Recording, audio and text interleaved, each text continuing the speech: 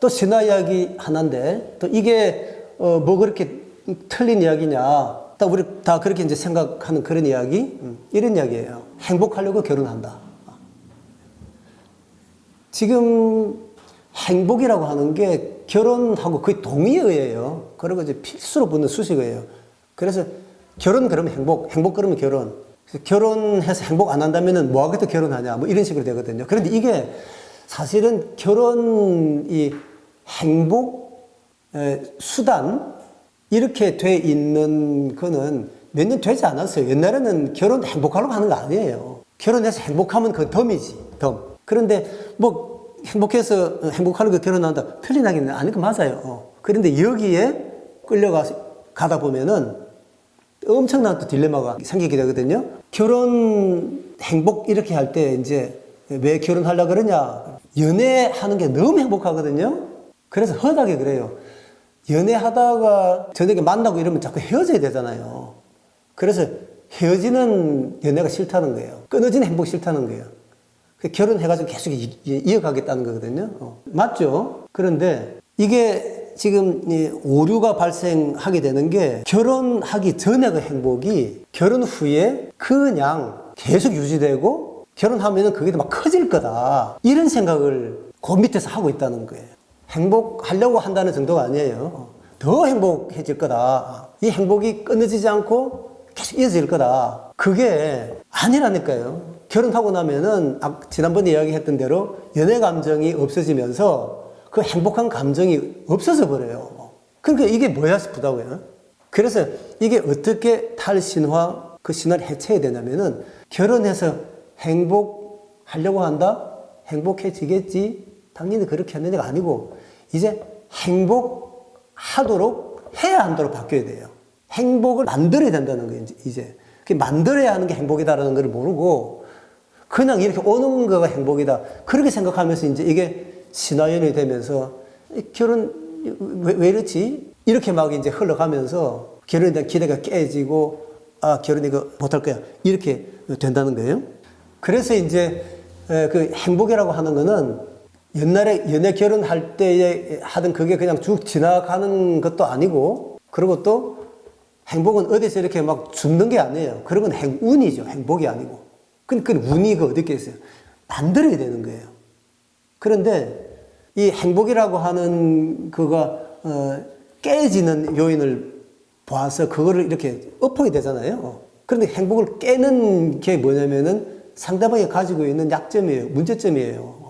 그리고 꼭 그 사람이 가지고 있는 문제점 아니더라도 나하고의 차이 이런 게 이제 행복을 막 깨거든요.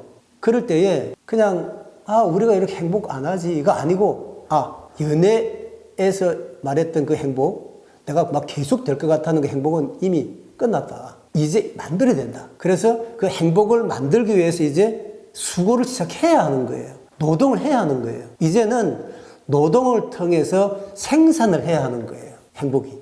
그런데 그 노동을 할 생각을 안 하고 수고를 할 생각을 안 하고 이게 뭐야?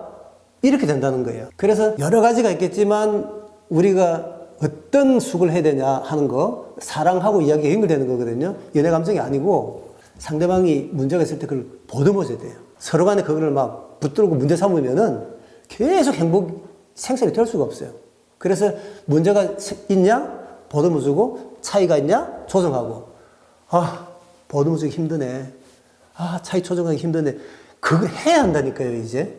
그걸 해야 한다는 생각 가지고 들어가야 되는데 그거를 생각을 안 하고 가니까 막 터지는 거예요. 그래서 이게 그냥 신화가 되는 거예요. 탤런트 김수미 선생님 있잖아요. 그분이 너무너무 이제 재미있는 이야기, 본인 했으니까, 재미있으라고 했으니까 하는데, 결혼을 하고 나니까 남편이 딱 그냥 이상하더라는 거예요. 정 떨어져요. 행복 끝이에요. 그런데 딱 그랬다 그러잖아요. 이 인간 내가 인간 만들고 말 거야. 딱 그러고 들어갔다는 거잖아요. 그 어떤 사람은 36년, 37년 만에 그 행복이 온 거예요. 그 순간에.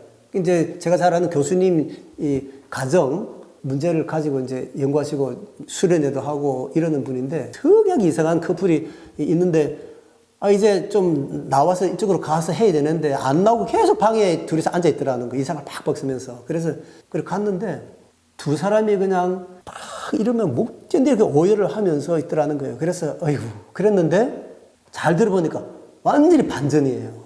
아내가 너무 좋아가지고 우는 거예요. 남편도 그냥 가슴 치고 울더라는 거예요. 그러면서 이제 나중에 이야기가 뭐냐면은 그 남편이 그 와서 이렇게 하다가 정말 처음 들어보는 이야기를 듣고 마음이 돌아선 거예요. 그래서 그 이야기 듣다가 옆에 손을 잡으면서 여보 미안해 그러더라는 거예요.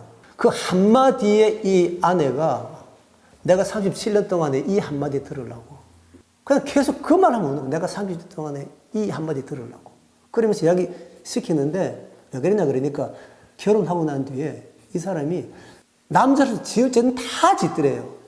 그리고 남자로서 좀 해야 할 건 하나도 안 하더라는 거예요.